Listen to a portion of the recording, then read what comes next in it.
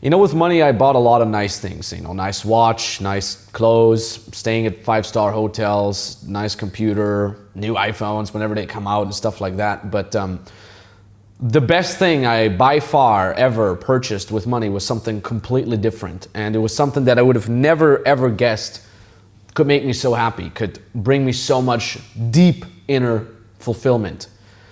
And I always think back, I think it was the year 2015, after I think my second or third world tour. And back then I was touring the world as a dating coach. I did I think 3 or 4 seminars every week, and every week was a new city. And I did that for 2 years, 3 years straight.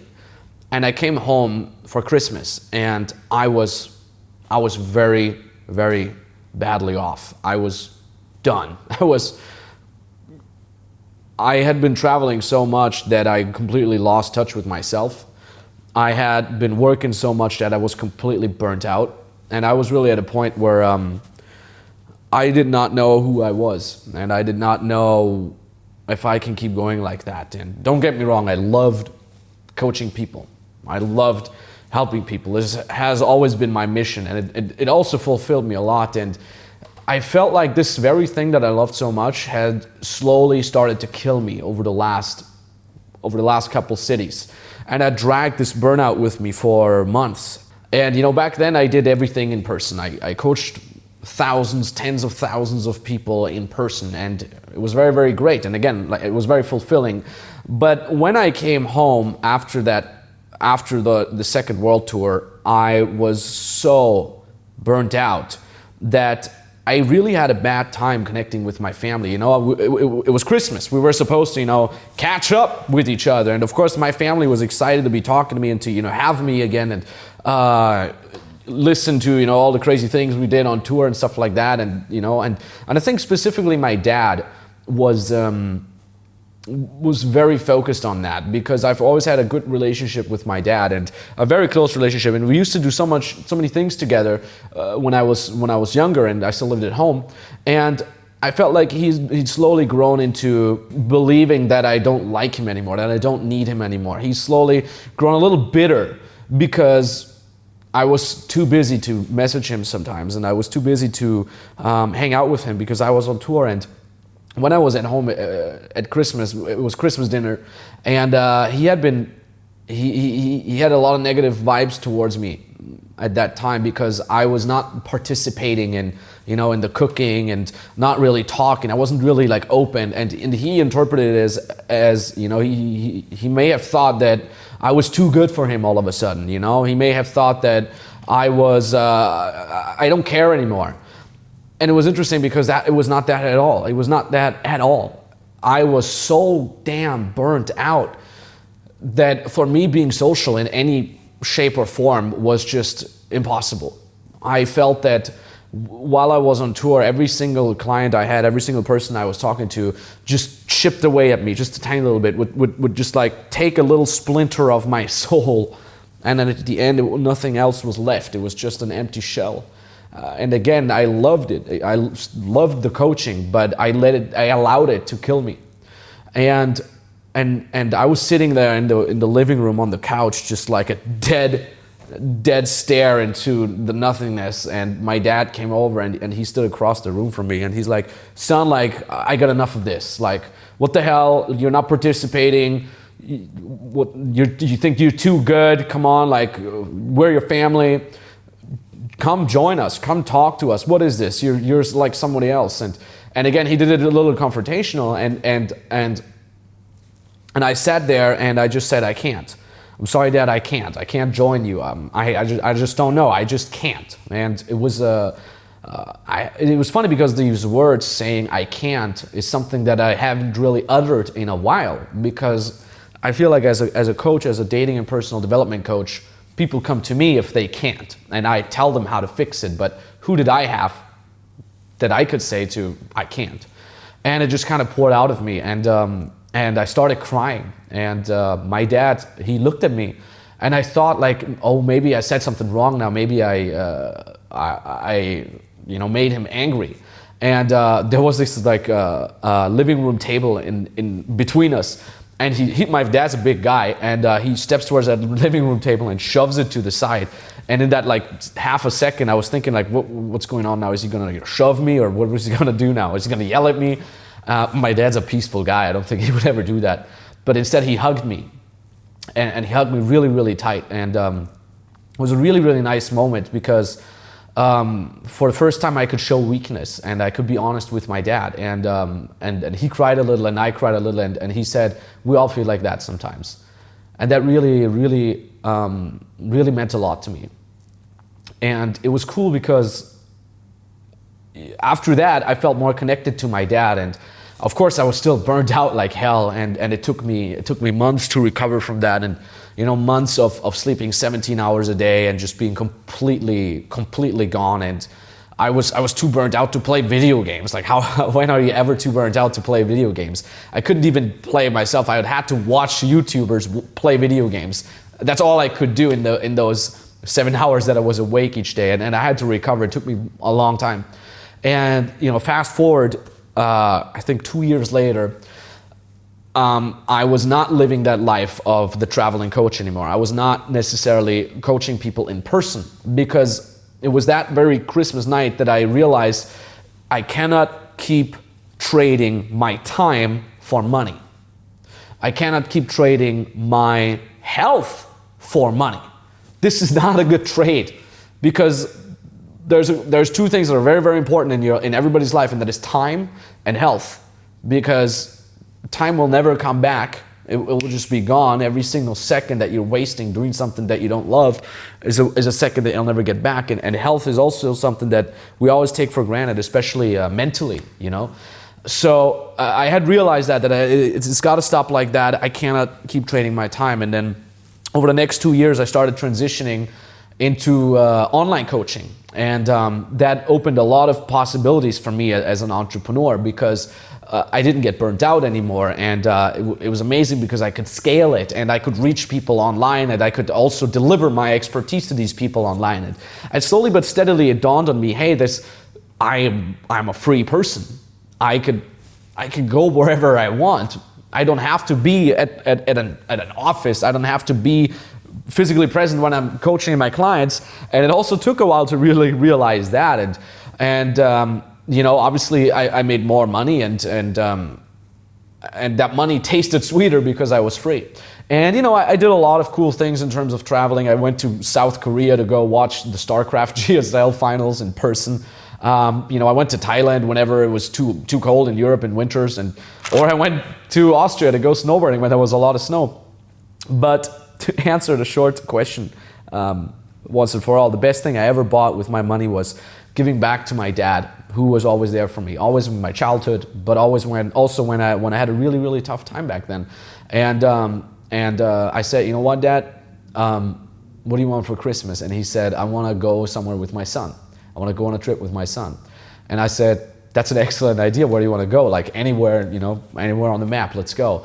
And we talked a little, and we said, let's go to Scotland. Never been to Scotland. Sounds like a great country, nature-wise. So a couple months later, we booked the flights, etc. We went on that trip, and that trip was the by far best thing I've ever bought with money.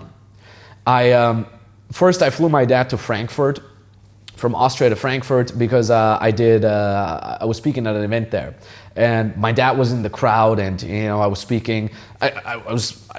I always improvise every one of my speeches, and I was just talking about being grateful, and I kind of like dedicated that speech to my dad, who was sitting in the audience, and seeing him so proud of me, it's a nice thing. Okay, I mean, I don't know, it might be ego that someone else is proud of you, but seeing that, I was just proud. I was happy that I could make my dad proud. I was happy to show my dad, hey, you made me into a hopefully not so bad person. And my dad was there, and you know, afterwards in the VIP areas, he was standing there, and people came up to him and asked him stuff about his son, and he was like he felt like he was being interviewed by these people. I could see so much pride, and it was cool. And after that, we flew straight from Frankfurt to Edinburgh. to Scotland, and I bought him a business class flight, and we had great food on the airplane, and we landed, and we stayed at a really nice hotel. I gave him a suite, and we stayed in separate suites because he snores very loudly, and with all the love, I do not want to skip my sleep because my dad is snoring. So we're staying in 2 separate suites, and I bought him a steak, I think, or something like that before we went to bed, and the cool thing that we did on that trip that made that trip so special, we rented a car. We rented a really nice car, an Aston Martin, a classic car, something that my dad, I knew he would like. We rented that Aston Martin, and we sit in that car, and I said, all right, Dad, where do you want to go? Right or left? And we just started driving, and it was just so spontaneous. We just said, like, let's go wherever it looks cool. And we started driving, and we stopped at a gas station and, bought some energy drinks and snacks, and just sitting there with my dad in this epic car that we could race over the beautiful scenic roads of Scotland was such an amazing thing because we could talk and we could chat, and I haven't had that in so many goddamn years, and I think that's important. It's important to value friendship, family, love, because I think we take that stuff for granted, man. My dad's not the youngest anymore. He's about to turn 60 soon, and he's getting white hair, and I think part of growing up yourself is watching your parents grow older, and you start thinking like maybe my dad's not going to be around forever. And having that opportunity, that freedom to just take a goddamn week off, a whole goddamn week, to just say, let's go with my dad somewhere nice. I don't need no showing up at the office. I don't need no commuting there. I don't have responsibilities. If a client needs my help, I can call him in the evening when I'm at the hotel, and that's it. That freedom is amazing. But even more amazing is being able to share that freedom with people who are there for you.